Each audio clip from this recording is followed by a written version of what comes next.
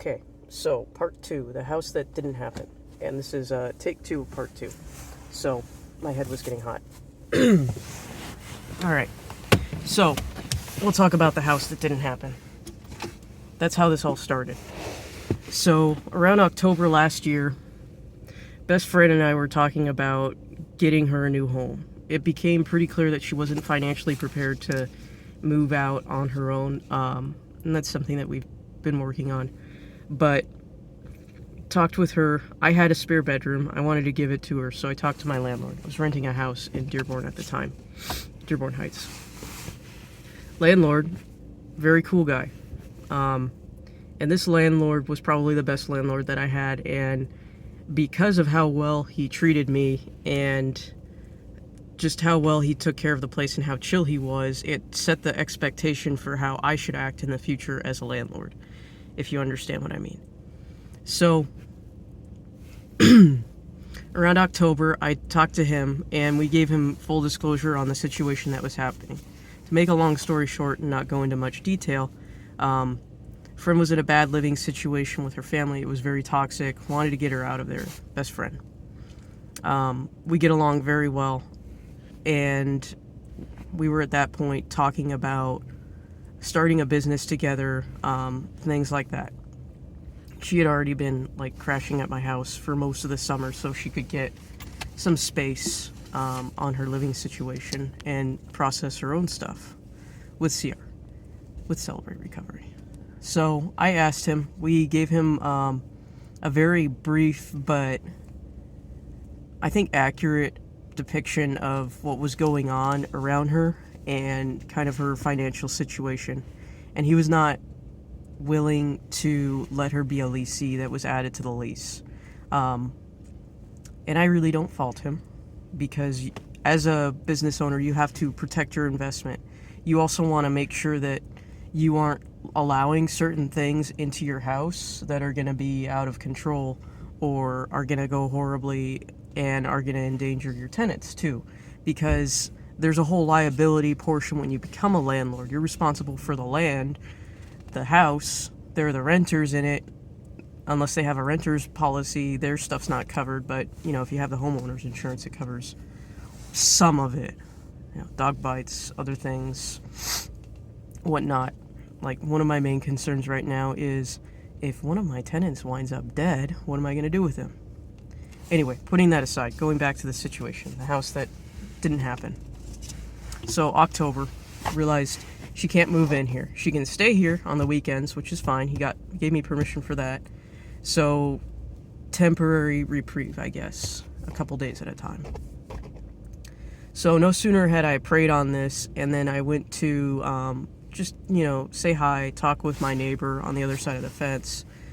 She mentions the neighbor on the other side is interested in selling a house on the other end of the neighborhood. So the neighbor's neighbor is going to sell her parents' house, which is on the opposite side of the neighborhood over by where my friend lives.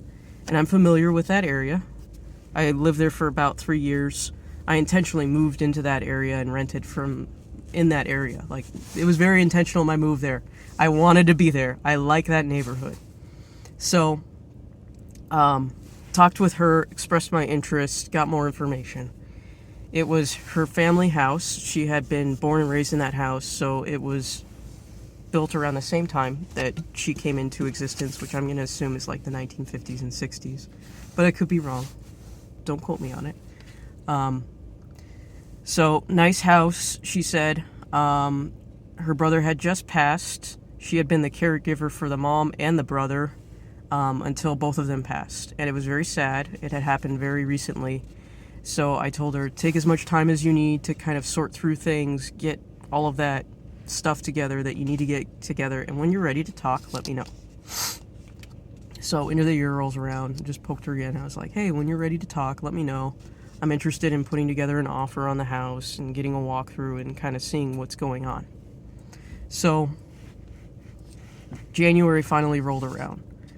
We got the initial walkthrough. It was just me at that point. I had no clue what I was doing, no idea. Never worked with a realtor, never even tried to buy a house. I had been like, yeah, I think I want to buy a house. I think I want a garage. Very I guess naive, ignorant. Ignorant is a good word for that. Naive and ignorant. So, at that time, I believed that she was going to give me a good deal. So I went and I talked with my friend who used to be a realtor. Now she's a loan officer. She was very busy at the time, and she offered to do both the realtor and the loan officer thing.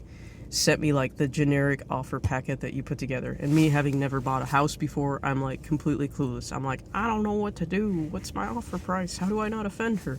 You know, I was more worried about not offending her rather than realizing that the offer is just like the start of the talk.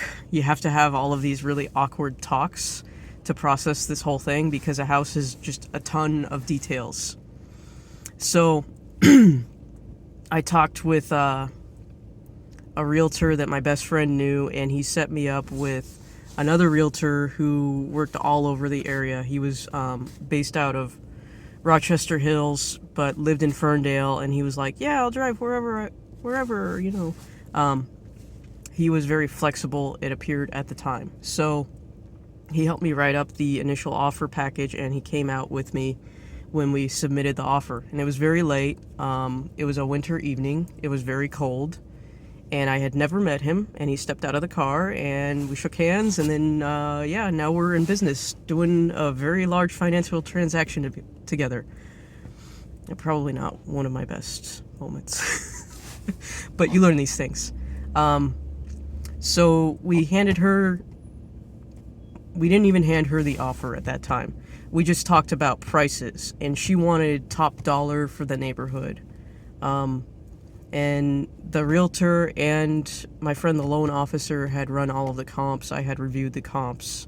I had been looking at comps in the area, like the unofficial comps, as you would call them. The unofficial comps, it's like a Z estimate, a Zillow estimate. So it's kind of in the neighborhood, not really.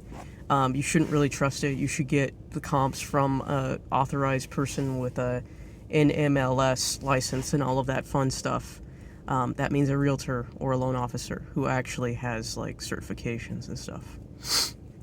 So I knew how much I wanted to pay. I knew what I thought the house was worth based on the market, which I had been watching for 3 years, I think. I had been looking back when I was working in Pontiac, actually.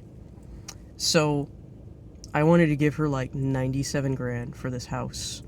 And in the area, if you buy a really nice house on a double lot that's been fully updated and it's completely finished basement, all of that, because this is Michigan, we've got basements and stuff, even being on the floodplain, you're going to get maybe 125, 130. If you have nice features, you've put a lot of work, you've got updated mechanicals, you might fetch 135. It depends on the square footage. When you start getting over the 1,000 square foot range, then you start breaking over the 130 mark in that neighborhood, that particular neighborhood. And I know this because I was looking for a very long time. So based on the square footage that she was offering, the full basement, no updates since its initial build, it was probably going to need a new roof. There was a lot of cement work. It had failed the COO, and they weren't willing to do the work to pass on the COO. That's the certificate of occupancy, wherein if the city that you're buying in has a certificate of occupancy requirement, you can't buy that house and have the record transferred to you until you fix all of the things on the list and the inspector comes out and says, everything looks good, Amy. So I had the COO list. I did a calculation off of the list that the inspector gave, and I was looking at somewhere around like $5,000 just to get the title after I closed the deal. So she named her price. It was like 130. It was really high. I didn't want to pay that much because basically the house wasn't worth that much. So I was very polite about it, and I dropped the whole thing. I thought about it, I prayed on it, and then I talked with the realtor, and we decided to drop the whole thing. So that was the house that never was. So if you want to know the conclusion to that story, I could drive by the house right now. But anyway, the house sold over the summer. I think it sold in July or something. I heard about it. No, it sold in August. Anyway, the guy bought it with cash. Sorry if my hand's shaking. The whole car's like idling and shaking. The guy bought it with cash. He paid exactly what I would have offered, and then he started updating the whole thing, and it looks really nice. So I'm really happy for him. I'm happy from what I learned from that experience with the house that didn't happen. And that's the end of this video. So I hope you have a good one, and thanks for listening. Goodbye.